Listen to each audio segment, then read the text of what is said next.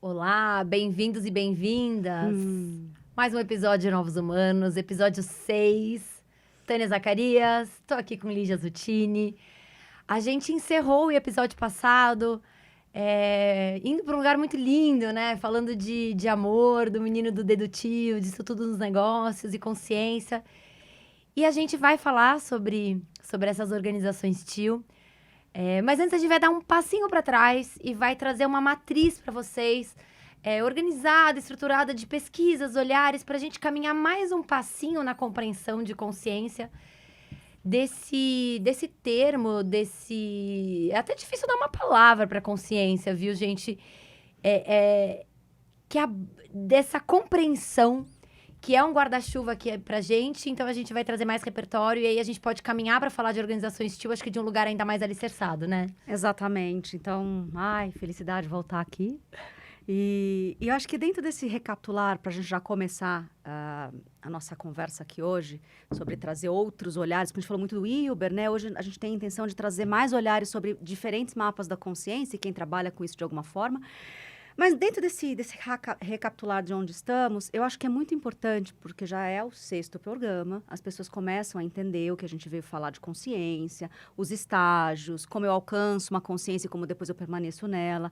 Mas algumas pessoas podem estar se preocupando, e se perguntando se isso é classificatório, né? Quem está em cima, a gente já falou de alguma forma aqui ali nos outros programas, mas eu acho que esse começo é para deixar muito claro que não tem um lugar melhor, no sentido de sou superior, mas que tem um lugar que a gente falou muitas vezes que ele cabe mais, que é a abrangência. Consciência expandida tem a ver com não em cima e alguém embaixo, mas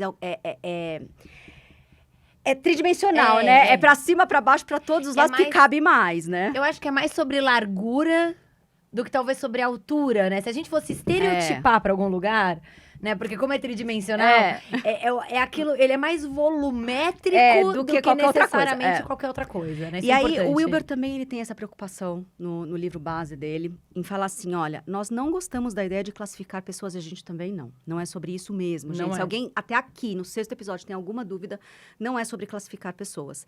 Ele fala sobre estudar esses níveis, né, de desenvolvimento, para que a gente possa, de verdade, entender menos sobre o lugar onde a pessoa, colocar as pessoas no lugar, mas tentar entender qual que é o espaço de consciência, de valores, de ações que ela está trazendo para o mundo naquele momento. Então, é menos sobre classificar e pôr alguém no lugar, e muito mais sobre entender qual é o conjunto de valores que ela decidiu naquele momento, que está regendo a vida dela. Ou talvez ela nem decidiu, dependendo do nível de que a gente chama, né, dos níveis mais iniciais, que quando você compara com uma jornada de humanos, é a fase mais infantilizada, ou adolescente. Sim. Teoricamente, o humano adulto está do laranja para cima, tá, gente? Qualquer coisa para baixo tem a ver com as fases em desenvolvimento desse humano.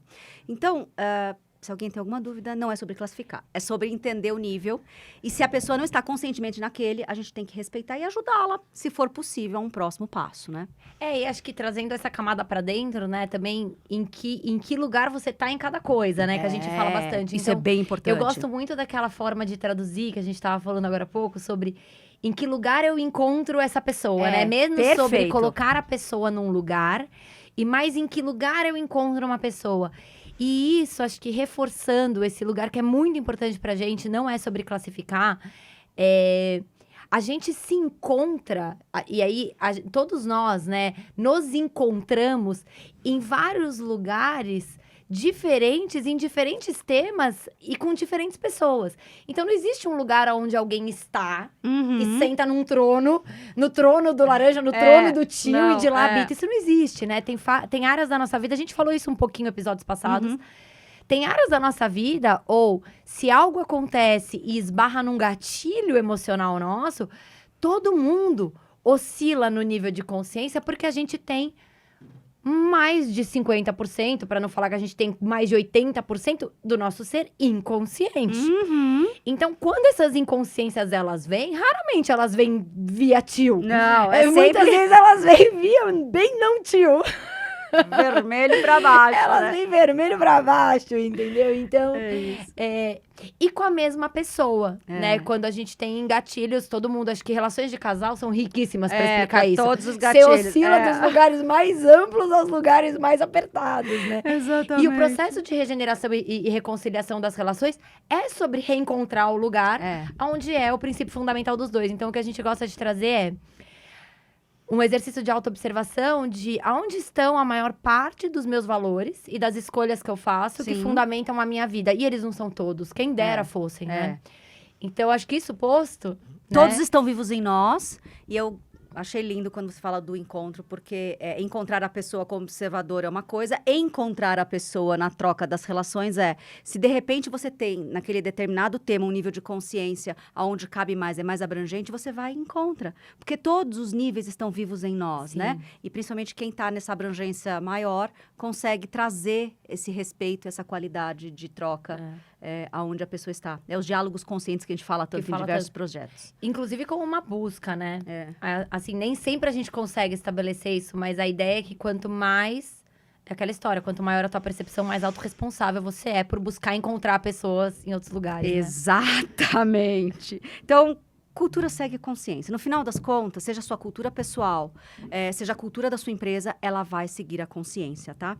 E a partir daí, eu acho que dá pra gente entrar, amiga, nesse processo de quem são os pensadores, de repente, outros pensadores, outros cientistas, outros filósofos, outros estudiosos da consciência, que também vão permear essa dança em todos os programas, com os entrevistados que vão ter no futuro, mas eu acho que continuam balizando a gente.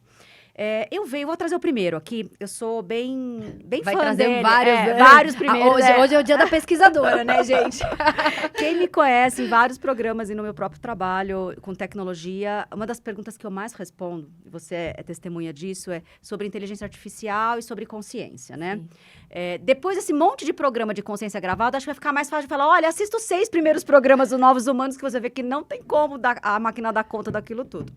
Mas, de uma forma geral, as pessoas têm medo da consciência porque elas sempre baseiam a consciência naquela mistura de repertório, naquela coisa lógica, naquela coisa que a máquina sabe fazer. Então, o primeiro ponto máquina não tem consciência por conta dessa complexidade imensa. E um dos pesquisadores que me ajuda muito a dar esse repertório a gente tende a acreditar ainda na medicina e na neurociência atual, na linha do tempo da Matrix, que o cérebro é que produz consciência, tá? E tem muitos pesquisadores questionando isso, e eu vou trazer vários deles, mas o primeiro deles que diz isso é o Nassim Haramein. Ele é um físico, ele faz toda uma teoria do campo unificado. Para quem trabalha muito com tanto tecnologia, quanto com metafísica, quanto com energia, ele é um ser pesquisador que faz conta, ele é um físico que consegue transitar por todos esses mundos e traz de volta uma visão que quem só transita de um lado, né, da física, ou só do lado da metafísica, não consegue. E esses bons tradutores, essas pontes são muito necessárias. Ele é uma dessas pontes.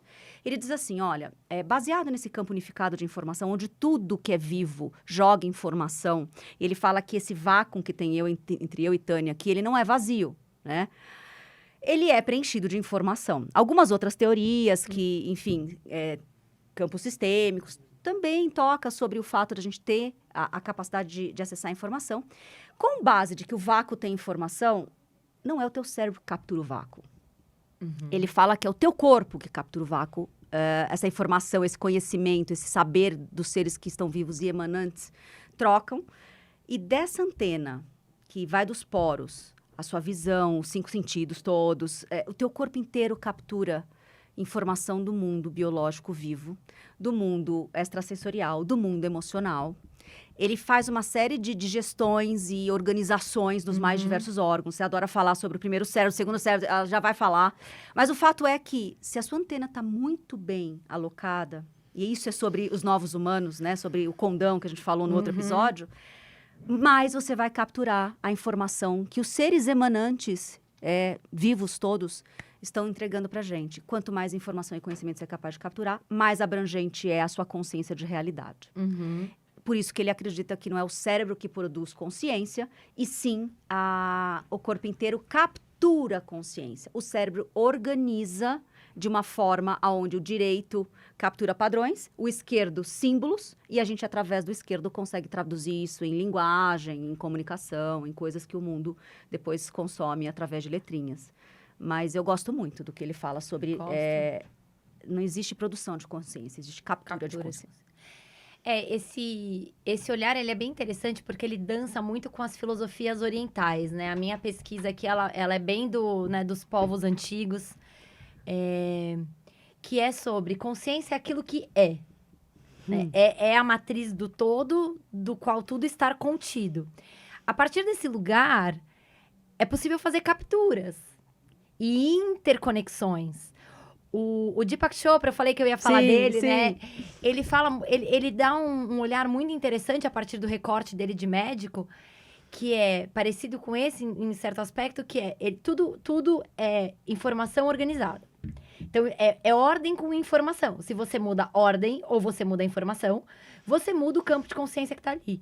E ele vai descer esses estudos até o campo médico e ele fala muito dos meta-humanos, né? Então, quem são esses meta-humanos? Esses meta-humanos não são seres extraterrenos. Não. Eles são seres que vivem e usam essa potência, porque uma vez que você entende que tudo é estrutura e informação, você pode trabalhar nessas duas coisas, e informação aqui não é informação de livro, né? Não é letramento. Não. É uma informação mais ampla, é informação consciencial. Tem uma diferença. Tem uma diferença enorme, enorme, enorme, que inclusive ela não pertence a um lugar só, ela pertence a um campo de consciência. A gente estava conversando aqui, eu e a Lígia, antes de começar o episódio, que vários dos estudos que a gente chega agora, né, para trazer para cá com mais referência, são lugares que, inclusive, a gente se encanta e fala, nossa, essa pessoa bebeu da mesma... Eu lendo o Reinventando as Organizações, que a gente vai falar, ele dá termos que são os mesmos termos que eu uso, e você trouxe nos episódios passados, sem que a gente nunca tenha lido aquilo. Por quê? Porque existe um campo vivo de informação, né? Então, quando ele traz os meta-humanos e traz essa possibilidade do ir além, não é a partir do esforço. É a partir da teia de uma inteligência que é muito maior a nossa, que captura aquilo que está disponível ao longo de todos os tempos, né? Então, eu acho isso muito interessante, assim, como... Não, e nessa linha, amiga, se a gente não quiser ir para esses nomes que talvez sejam conhecidos para alguns e não conhecidos para outros, eu acho que as pessoas conhecem. Um que agora está sendo celebrado depois de 100 e tantos anos, que é o tal do Nikola Tesla, né?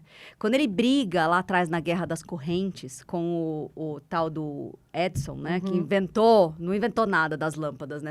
Quem vai buscar a história deles, tinha a Guerra das Correntes para ver quem ia, de fato, operar a eletricidade no planeta. Sabe aquela frase que a gente repete, muitas vezes, principalmente, né, quem faz administração, que nem a gente, que o tal do 99%, é 1% inspiração e 99% transpiração, que veio do tal do Edison, do Thomas Edison. E a gente fica repetindo isso como se fosse um mantra, né? O mundo dos negócios. Na verdade, esse era a maior dos conflitos que ele tinha com o Tesla, que era um gênio. E ele falava que ele não estudava nada, que tudo que ele precisava estava já, né, posto disponível nesse campo de infinitas possibilidades. E assim que ele pegou, era uma corrente que era, eu não vou saber explicar exatamente a parte elétrica, mas uma era contínua e a outra não era. E a do Tesla era contínua, que é a que ficou, né, até hoje. E ele falava assim que ele capturou essa forma de fazer eletricidade olhando para o sol. Maravilhoso. Ele estava lá, olhando pro sol, a coisa veio inteira nele, né? E aí, assim, muitas coisas que ele fez naquele momento do tempo, aonde a humanidade não tinha entrado ainda não estava entrando no laranja, gente. Pensa que esses níveis de consciência que a gente está tratando aqui, isso não existia 100 anos atrás, tá? Estava começando a nascer um primeiro, acima do laranja. E aí ele falava assim, olha, então para mim é 99% inspiração e 1% transpiração. E o Edison queria morrer porque ele tinha um exército de engenheiros. O Tesla, inclusive, trabalhou para ele. E aí depois ele saiu, porque era muito contra aquilo que aquele acadêmico, né? Que depois ele fundou a General, ele foi o primeiro CEO da General Electric, que tá aí até hoje. Então, assim, tem um lugar na dança entre esses dois gênios. Eram dois gênios. Mas um ia por todos os cabedais do tradicional e tinha um esforço, 99% de esforço.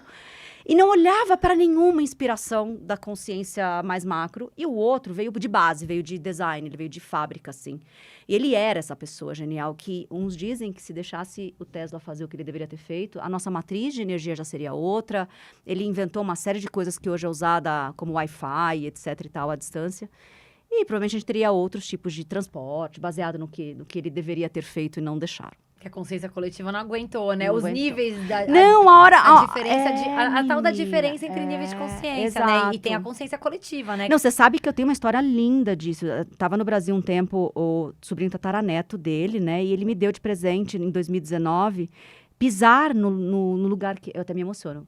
Pisar no lugar que foi o laboratório do Tesla em Long Island, em Nova York. Onde estava o octógono... Vou me emocionar mesmo. Aquela torre gigantesca de eletricidade, né? Que é a grande bobina de Tesla, que poderia emitir, enfim, se tivesse algumas no planeta, ia ter energia sem fio para tudo quanto é lado.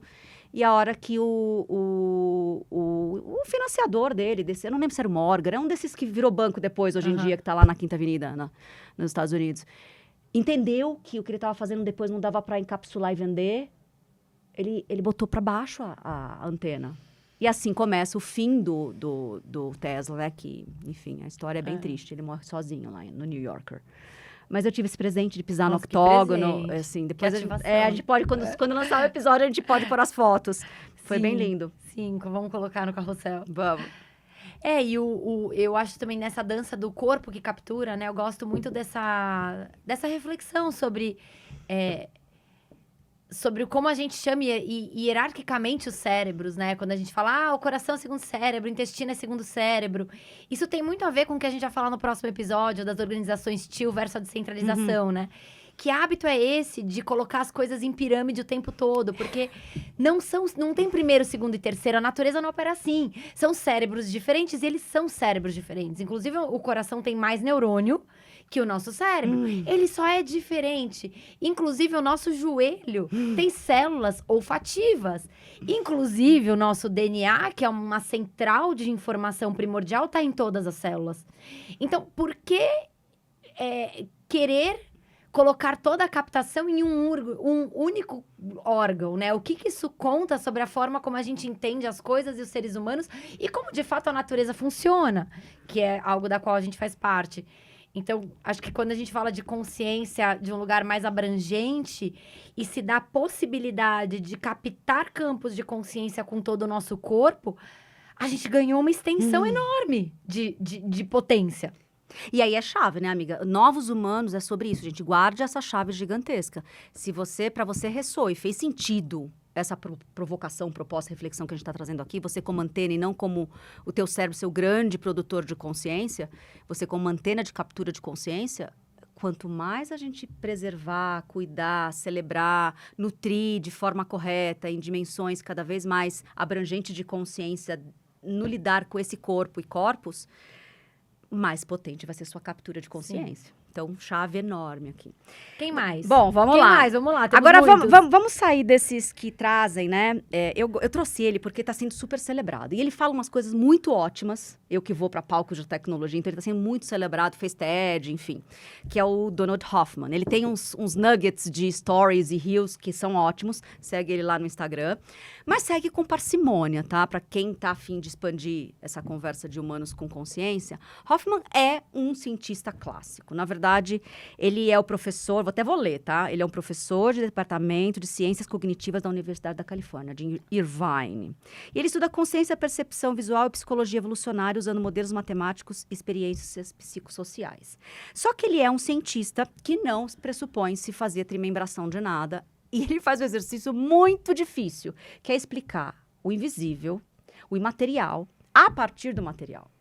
Então, tudo tem que caber pelo viés do que ele chama de realismo consciente. Então, ele tem uma mega teoria que diz assim, nós estamos numa matrix. E que tudo que a gente está vendo, que o material é a parte menorzinha do que é importante mesmo. Tem uma consciência macro, que ele também acredita que a gente não produz a consciência, que é algo que é tocado. Só que a gente toca a partir... Ele fala muito do figurativo, que é... Sabe o seu computador, a sua tela? Quando você clica nos ícones? O que está na matéria é ícone. Para acessar o que está dentro dos processadores que são códigos e linhas e máquinas, que para sair lá, abre o Word, você aperta o ícone, mas fez um monte de coisa atrás para que aquele ícone servisse do que você vai fazer ali no seu computador. Ele faz essa alusão. Então, eu vou até ler, porque ele é bem complicado, tá? Mas eu acho que vale trazer, porque ele está sendo super celebrado hoje em dia. Ele fala assim, olha, eu acredito no realismo consciente, que somos avatares biológicos, e o que vemos não é necessariamente o que é, mas interfaces que garantem a percepção sobrevivente. Se Hoffman estiver certo, a forma pela qual neurocientistas e filósofos desenvolveram teorias sobre consciência, analisando o cérebro, pode ser falha. Isso porque, olhando apenas para as atividades cerebrais, eles estariam vendo apenas um ícone de um órgão material que existe no espaço e no tempo, não na realidade. A hipótese de que o cérebro cria a consciência, no entanto, tem muito mais evidências do que a hipótese de que a consciência cria o cérebro, que é o que ele aposta, tá? É a segunda. Ele acha que é a consciência que cria o cérebro. E aí, ele propõe, então, uma inversão. Eu existo, portanto penso. E não penso, logo existo. Esse é o Hoffman. E aí ele vai dar toda uma matriz de tecnologia. Não, mas é interessantíssimo. Para poder explicar a percepção. A percepção e a consciência estar fora da produção do cérebro. Então ele tem um caminho aí, ele tá bordeando. É um caminho muito parecido com o caminho dos Vedas, da matriz lá atrás, da onde veio, né, o yoga, o Ayurveda, assim, pedindo uma licença poética aqui para eventuais yogis. Né? Eu sou uma apaixonada, mas não necessariamente uma grande estudiosa, embora tenha alguma prática nisso.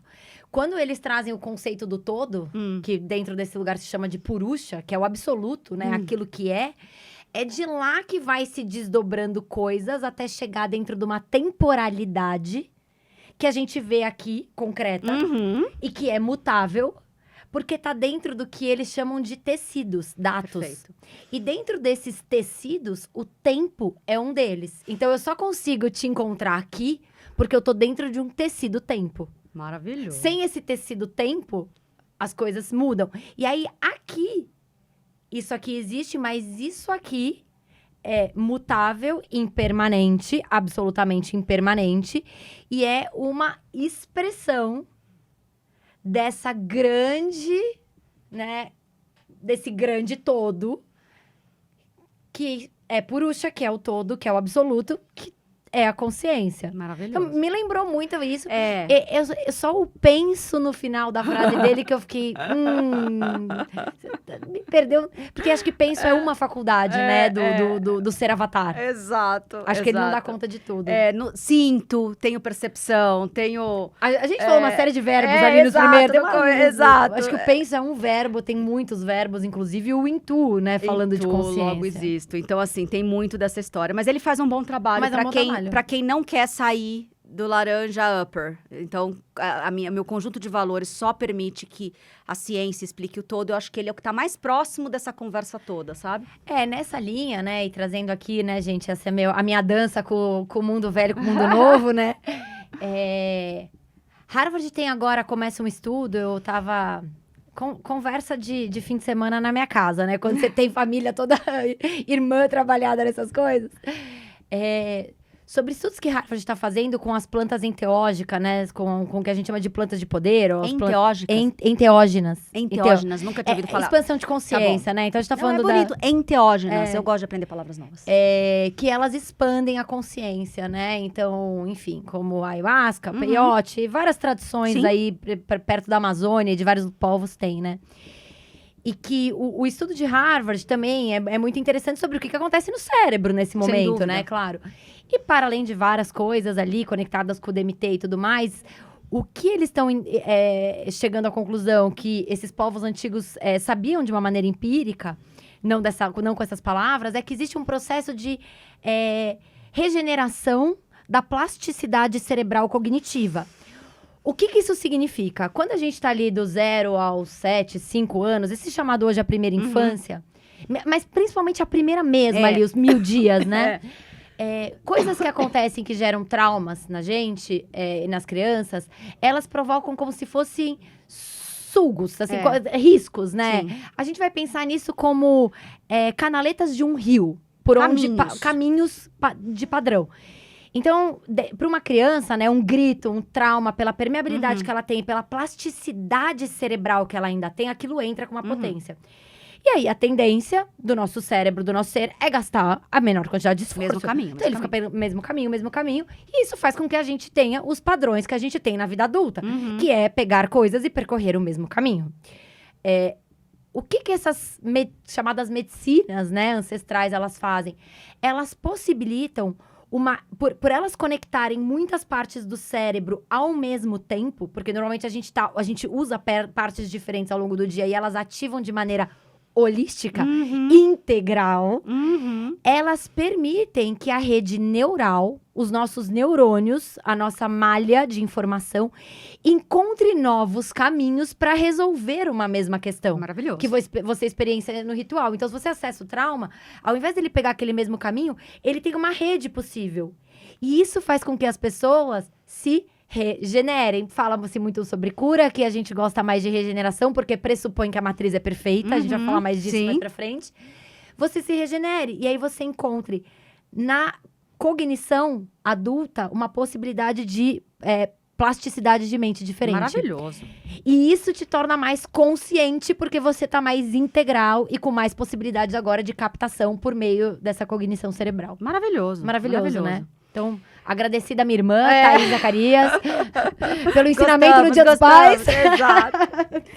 Bom, eu acho que a gente pode, então, ir pro próximo. Aí ele começa no próprio livro do Wilber.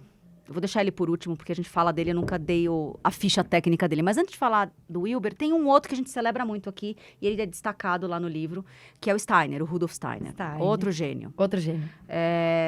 Então, assim, tem de verdade uma beleza em falar de vários outros que são seres que tentam integrar os humanos, né? A consciência humana. E dentro da filosofia do Steiner, ele foi vivente de 1861 a 1925. Os outros dois estão vivos, tá, gente? Eles são seres que caminham pela Terra junto com a gente. Ele fala muito sobre um sistema operacional integral. Ele é o pai da frase que a gente fala bastante aqui, o termo trimembração é da antroposofia. E ele fala que esse sistema operacional integral será impelido a verificar se incluiu todos os aspectos do estágio que são importantes em qualquer situação. E essa atitude aumentará em muito a probabilidade de êxito em qualquer desafio, quando você tem a capacidade de fazer isso integradamente.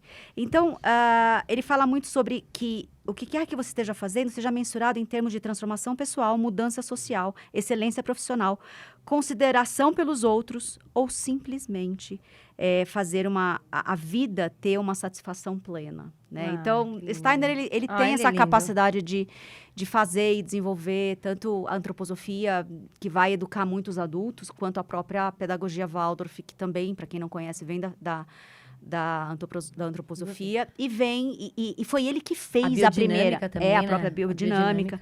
Então, assim, para quem não conhece a história da Waldorf, ele estava desenvolvendo antroposofia, e os adultos ao redor queria que ele educasse as crianças dentro daquilo. Ele falou assim, não, mas isso daqui é educação de adulto.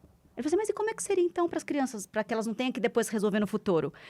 Ele falou assim, bom, deixa eu pensar. E aí foi lá e rearranjou, estou fazendo aqui também uma abertura poética, e ele falou, tá bom, tragam as crianças. E estava dentro de uma fábrica, se eu não me engano, me corrijam depois, de fumo, alguma coisa assim. Tinha lá uma fábrica que foi o único espaço que ele teve, que chamava Waldorf, por isso que a pedagogia é assim. Ai, que legal, não sabia disso. Dentro de uma fábrica, se eu não me engano. Que simbólico, né? Ser dentro de uma fábrica, considerando o sistema de educação fabril que a gente tem. Que estava lá, né, vigente.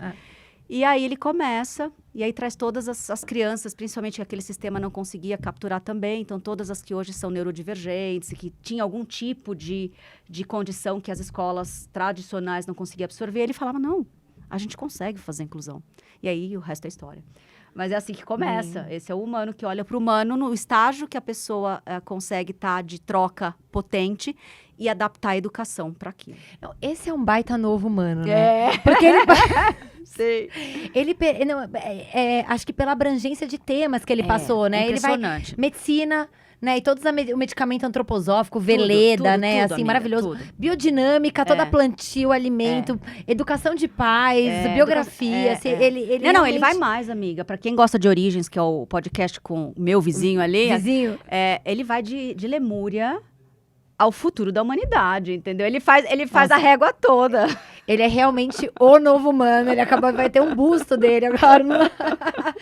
Sim. E acho que na dança do lado de cá, né, ele não fala exatamente sobre consciência, mas ele fala também. Ele é mais um dos nossos musos. Joseph Jaworski. Aprendemos a falar esse sobrenome. Você, pelo menos, aprendeu. Eu espero que eu tenha falado certo. Joseph, ele tá vivo também, né? Ele já é um senhor. E ele foi bem revolucionário escrevendo um livro sobre liderança a partir da sincronicidade. Acho que na década de 80, né? Então, vale a pena procurar. Liderança por sincronicidade. Uma coisa assim, Joseph, vocês vão achar. E aí, de lá se desdobra uma série de coisas. Ele conta como a sincronicidade se torna uma parte da vida dele de uma maneira muito conectada com uma vida cotidiana, que é algo que a gente gosta muito aqui. Dele como um líder, ele como fundador do Fórum Americano, né, de líderes. E depois, trazendo isso tudo, ele vai parar na Shell e faz um processo em escala global para uma grande empresa. Então, ele realmente integra isso tudo na vida das corporações. E de lá, ele se torna realmente um grande consultor e conselheiro, né, de executivos.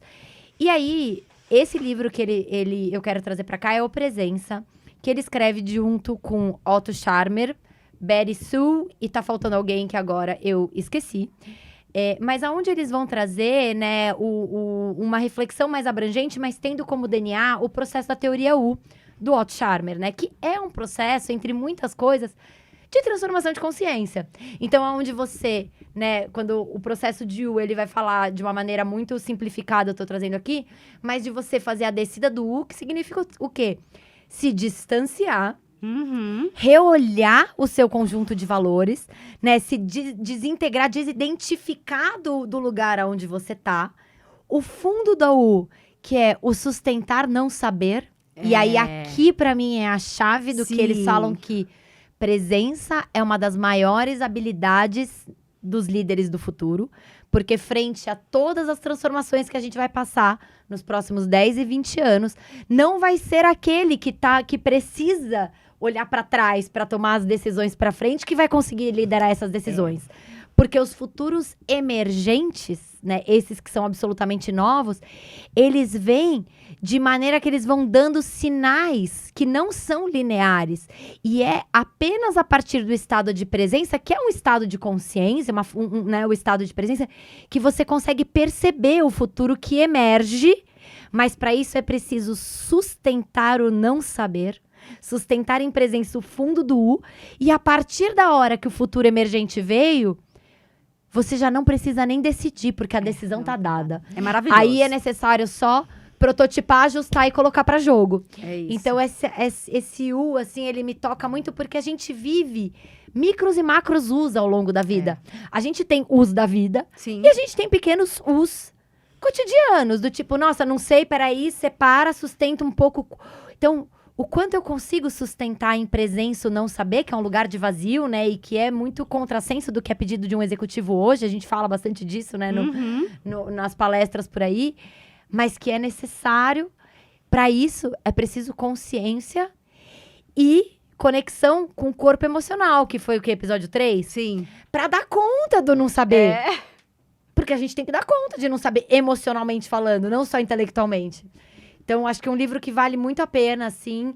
E ele tece ali com aquele físico David Bowie, acho que é David Bowie o nome dele. B-O-H-N.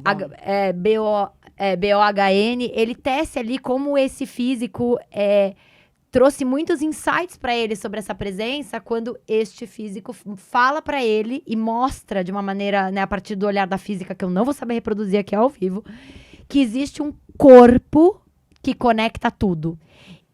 E que é possível você tocar esse corpo a partir de pequenas partes. Então, a parte se torna um lugar onde você acessa o todo. E aí, a gente volta pra antena. E aí, pra mim, desse livro e dessa parte do físico, o que mais me tocou foi, quanto mais consciente, mais autonomia tem um ser. E quanto mais autonomia, mais ele é capaz de produzir realidade e não ser avassalado por ela ou ser encontrado por ela, na melhor das hipóteses. Então, quanto mais a gente tem essa capacidade de operar com autonomia, integralidade e consciência, mais você participa do desenrolar da criação da realidade ao seu redor. Sim. Isso é muito maravilhoso. Isso é lindo. É verdade. Ele fala muito sobre uma escolha, né? Então, acho que isso tece com algo muito bonito que a Lígia sempre traz, né? Dos futuros que chegam em camadas, né? E esses futuros que chegam em camadas, né? Essa outra fala dela, já muito conhecida, que é a gente habita todos o mesmo espaço, mas não ao mesmo tempo.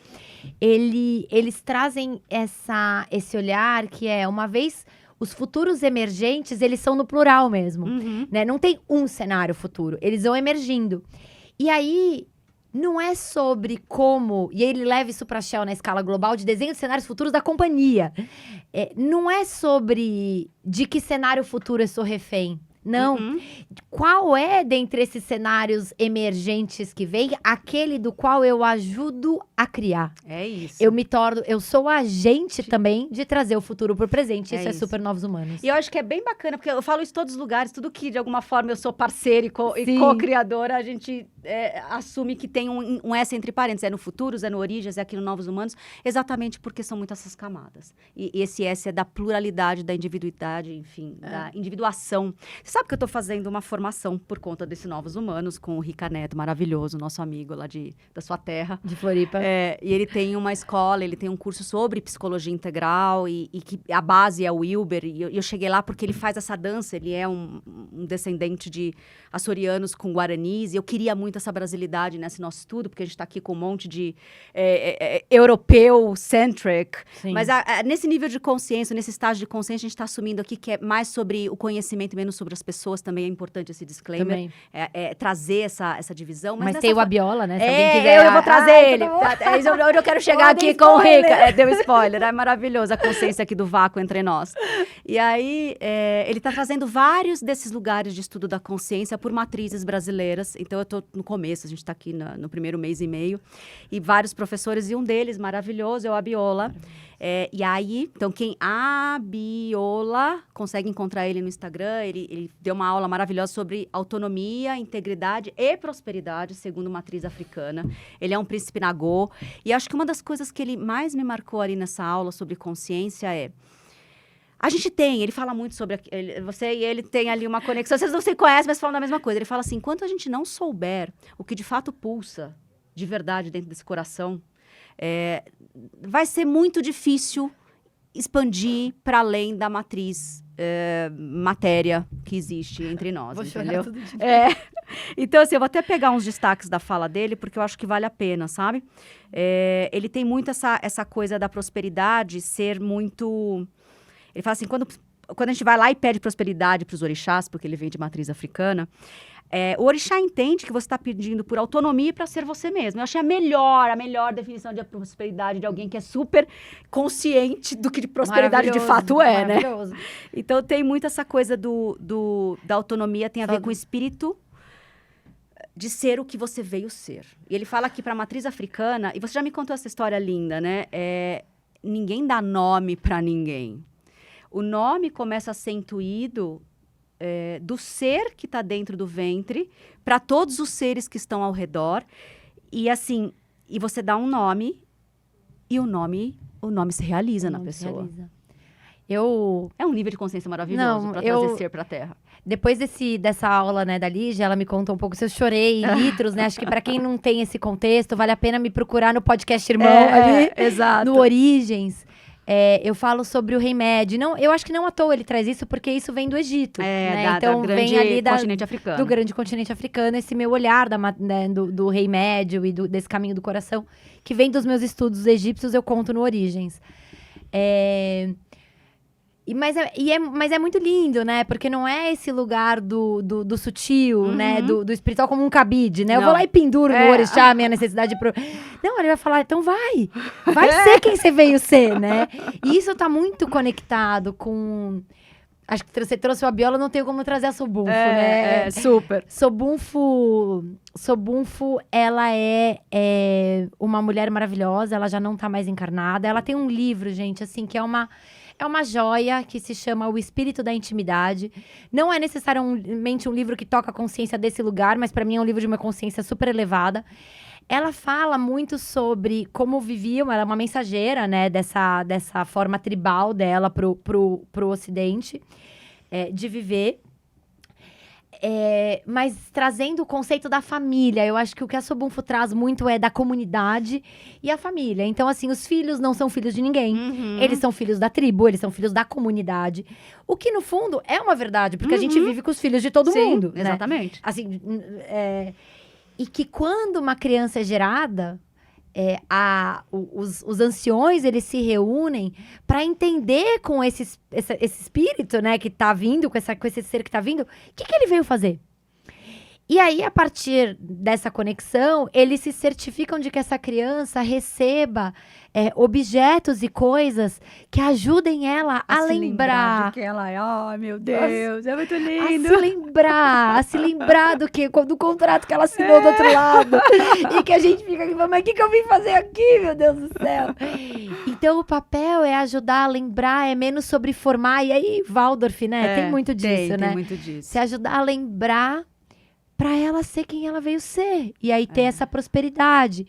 Então, isso me toca muito, porque dentro da Inner eu tenho todo um pilar de estudo de dinheiro que eu acho que é um fator fundamental para a gente trazer novos modelos, porque no final do dia é o dinheiro e o não saber o que eu vim fazer que mantém boa parte das pessoas presas a organizações que elas não acreditam. Então, essa fala, ela toca, assim, cirurgicamente 2 lugares estruturais, assim, de uma visão de mundo e do meu trabalho. Mas o dinheiro, quando a gente cria, né, um tipo de pensamento e acredita nele em larga escala, que não, se eu fizer o que eu amo, eu não vou ganhar dinheiro, porque o pensamento principal é esse, né? Não, ou eu faço o que eu amo, ou eu ganho dinheiro.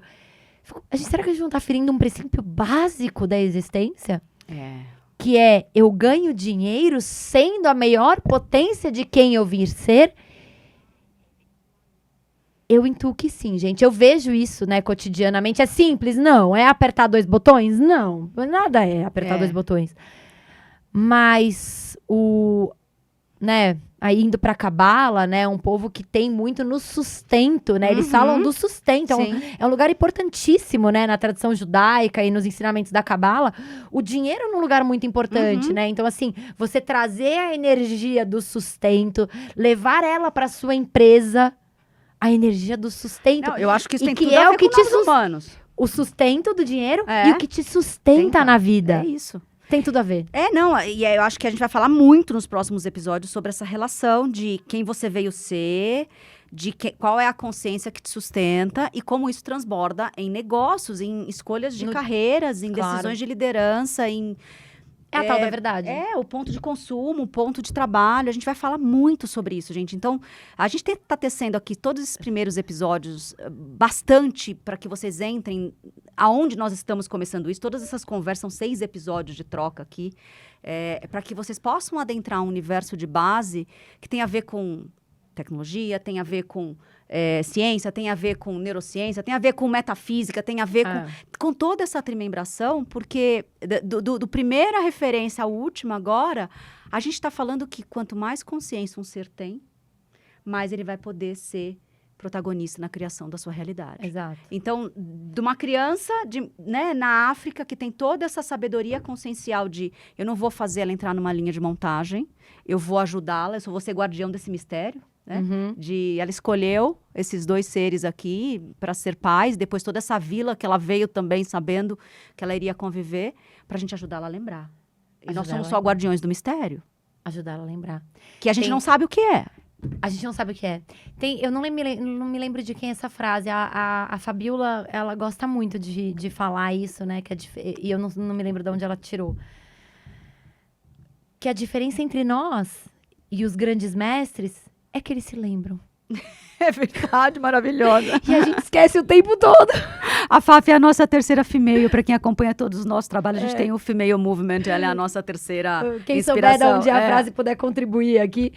Mas é muito lindo, é isso, né? Em todos os lugares falando muito sobre as mesmas coisas. E aí, eu acho que para amarrar um ponto que pode ficar... A gente também tá fazendo essa construção...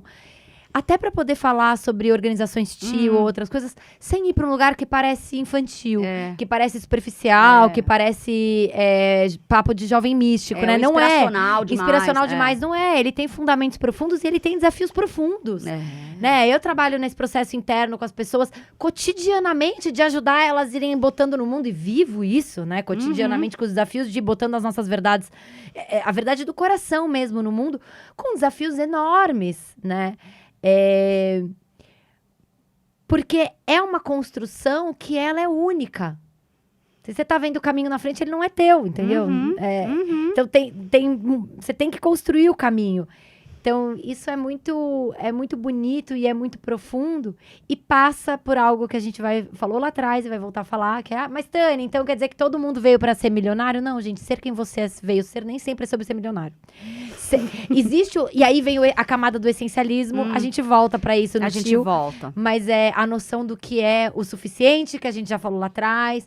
Porque também nem todo, né, não é sobre isso. Não é. Não Até é sobre porque isso. Essa jornada da consciência, para muitos, e é normal, porque a gente vem de um paradigma de terceira revolução industrial, onde as coisas eram difíceis e conhecimentos eram escassos, que era mais difícil mesmo. Você vivia vidas inteiras e dificilmente você conseguia sair da matricialidade da vida material, porque nem matéria chegava até, né? E muitas pessoas ainda vivem em situações de vulnerabilidade cuja a realidade não permite que se saia de alguns níveis de consciência mais de base.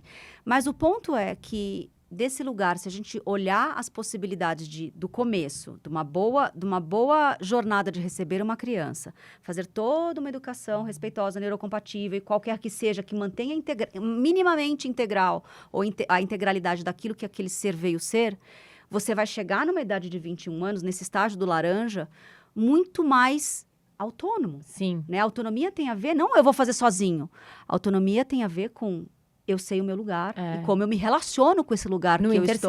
No interser. E, a partir daí, a capacidade de habitar consciências mais abrangentes se torna muito mais facilitada. Então, Novos Humanos tem a ver com muitas coisas, inclusive uma camada de base de novas formas de criar esses humanos de início, né? Tem, com parentalidade, né? Que é um estudo que você está fazendo bastante. Então, tem muitas áreas. E ele é mais inteiro, né? Porque uma vez que você tem autonomia, né? Você sabe o seu lugar... Volto sempre pra natureza, né, gente? A comparação, o querer ocupar um lugar que não é seu, ele se desfaz, ele é desnecessário, né? Então, assim, eu tenho esse lugar, você... E no nosso interser, essa é a composição que se dá. E é muito mais... É desse lugar que é mais fácil e mais leve.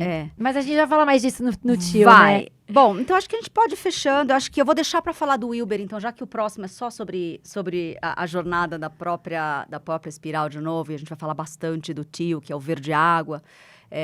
Vou deixar para falar e apresentar o Wilber no começo do próximo episódio. Então, acho que eu quero fechar com uma frase que vem sendo muito presente pra gente, que toca esse passado com esse futuro, que é... They are coming, we are becoming. Né? Então, isso. Novos humanos, eles estão vindo... E a gente tá se tornando. They are coming, we are becoming. Muito bom. Vai virar assinatura aqui. Vai virar assinatura. Obrigada, gente.